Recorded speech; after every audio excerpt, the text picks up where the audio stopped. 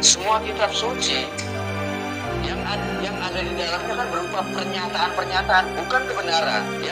Yang ada di dalamnya kan berupa pernyataan-pernyataan, bukan kebenaran. Yang ini pengagumnya Muhammad, pengagumnya Nabi Muhammad nomor 1. Iya, tapi yang bukan pengikutnya Muhammad.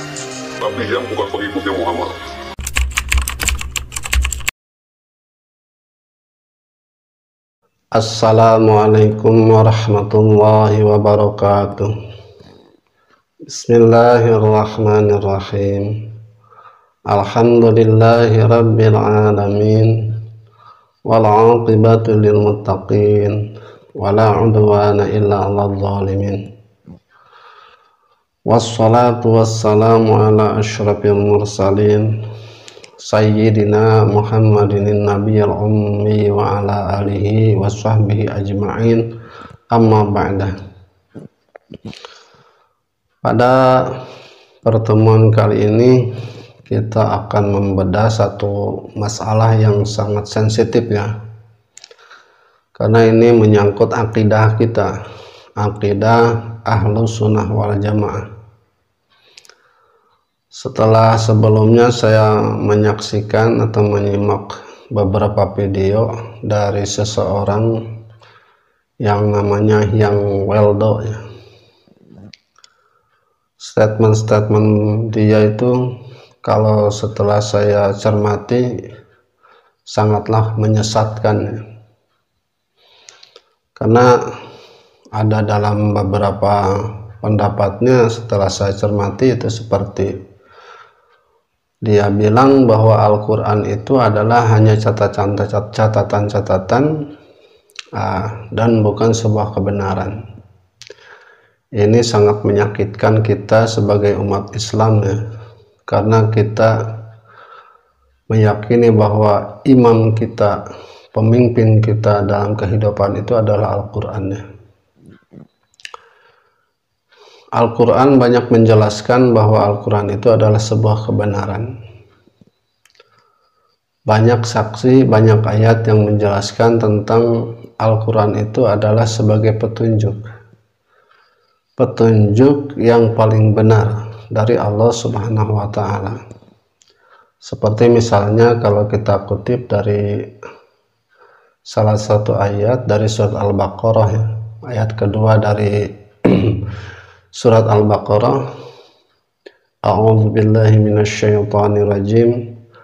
Dzalikal kitabu la raiba fihi hudan lil muttaqin.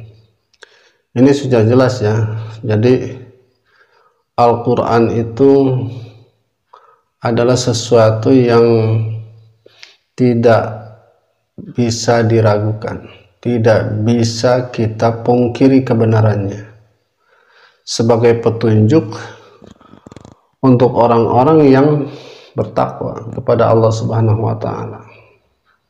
Jadi kalau misalkan Al-Quran ada bukan sebuah kebenaran, ini adalah sesuatu yang konyol ya, pendapat yang sesat dan menyesatkan.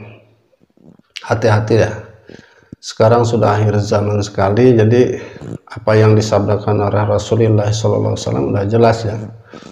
Rasulullah kan pernah bersabda, iftaraqa ummati thalasan wa sab'ina firqah.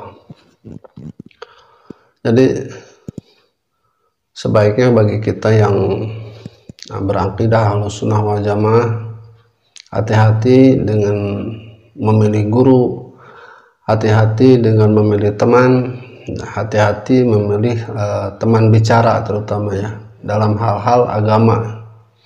Karena takutnya seperti ini, orang-orang yang mengandalkan logika-logika yang sesat, kepandaian berretorika dalam berbicara bisa menjebak kita kepada kesesatan.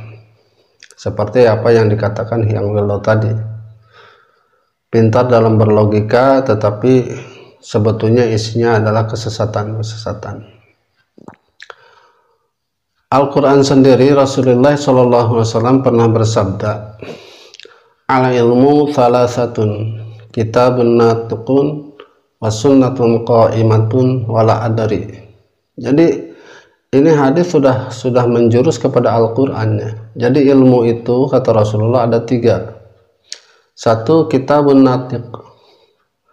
Jadi Al-Quran itu Rasulullah SAW serupakan dengan sebuah kitab yang bisa berbicara. Intinya apapun yang kita tanyakan kepada Al-Quran tentang peri kehidupan ini ada dalam Al-Quran, baik dari segi hukum, baik dari segi urusan duniawi.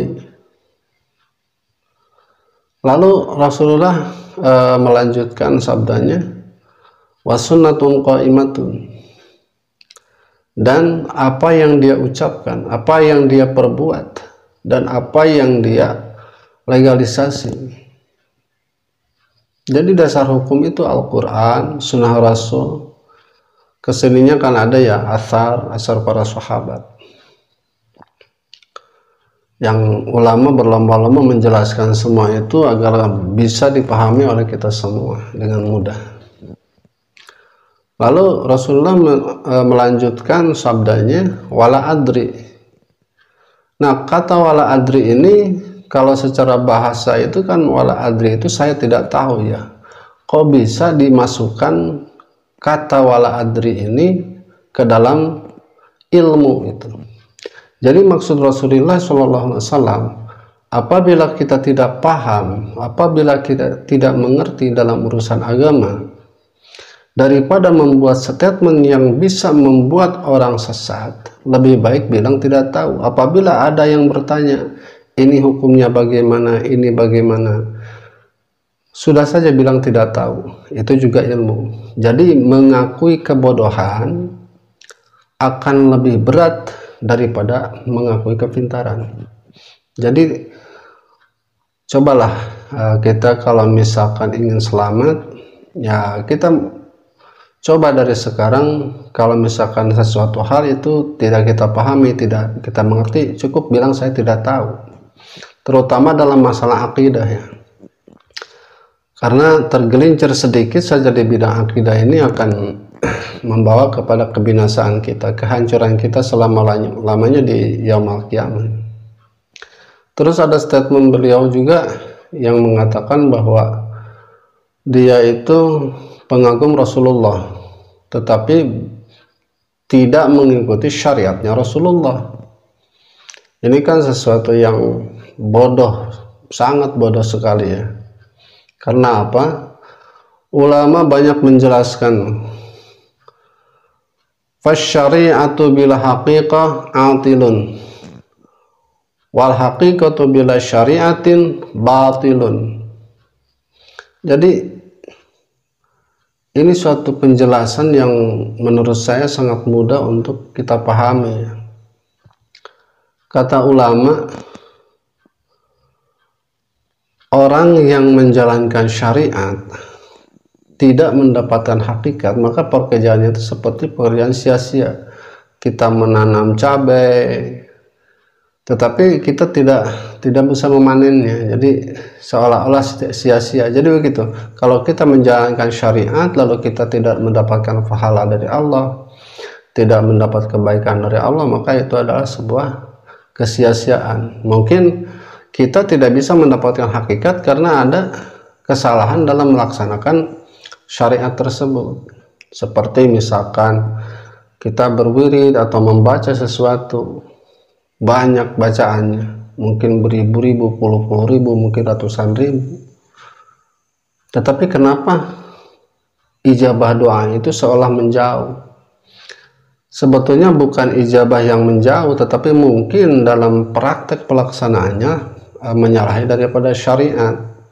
Contohnya diantara misalkan yang menyalahi syariat itu dari segi bacaan, makharijul hurufnya tidak dijaga, sifat hurufnya tidak dijaga, atau ketika kita berwirid hatinya kemana-mana. Itu banyak hal yang menjadikan hakikat itu tidak kita temui. Lalu ulama menjelaskan, wal haqiqatu bila syariatin batilun. Jadi orang yang mengaku ma'rifat tapi tidak menjalankan syariat, batal secara hukum. Ini batal. Karena Rasulullah Shallallahu Alaihi Wasallam diutus ke dunia ini adalah membawa syariat. Syariat itu adalah hukum-hukum yang Allah datangkan. Jadi seperti hukum halal dan haram, bab yang kewajiban, makruh, semua itu ada syariat. Perintah sholat, perintah puasa itu syariat. Makanya kalau orang misalkan mengaku sudah ma'rifat lalu tidak menjalankan syariat, ini batal secara hukum. Jadi sudahlah. Jadi kalau misalkan kita berhadapan seperti orang-orang yang seperti ini, yang seperti yang Wildo ini, sebaiknya kita hindari ya, karena orang-orang yang pandai berbicara dengan logika, yang menerimanya itu tidak pernah mengkaji ilmu agama di pondok pesantren atau misalkan di para ustadz, para kiai-kiai, maka akan terjebak dengan logika-logika seperti ini. Karena apa? Karena orang-orang yang seperti ini sudah dirancang, metode untuk pembicaraan dirancang supaya apa yang dia bicarakan itu bisa diterima dengan akal mereka. Padahal yang sesungguhnya Rasulullah SAW juga bersabda, man fassaral Qur'ana bi ra'yihi falyatabawwa maq'adahu minan nar. Jadi orang yang menafsirkan Al-Qur'an seenak jidatnya sendiri, maka dia itu seperti menyediakan satu tempat di dalam neraka jahanam. Makanya untuk kita yang sekarang sudah mulai menjalankan syariat Islam dengan benar, tetap pegang teguh itu. Kalau kita yang bermadhab Syafi'i, ya kita jalankan sesuai apa yang dijadikan aturan dalam fikih Syafi'i. Kalau misalkan kita dalam akidahnya Asy'ari, ya jalankan seperti itu. Terus misalkan kita yang bertasawuf juga misalkan menjalankan Sunni, ya kita jalankan seperti apa yang dipaparkan oleh para pemimpin tasawuf, Al-Imam Ghazali atau Syekh Abil Qasim Junaid Al-Baghdadi, ya dari sananya. Itu kan sudah jelas sekali ya, itu yang patut kita ikuti, itu yang patut kita pegang. Jangan sampai berubah lagi gitu karena logika-logika seperti orang yang bernama Yang Wildo ini. Mungkin penjelasan saya meskipun singkat ya, karena waktu juga ini, mudah-mudahan ini bermanfaat dan bisa dipahami. Semoga bermanfaat. Wassalamualaikum warahmatullahi wabarakatuh.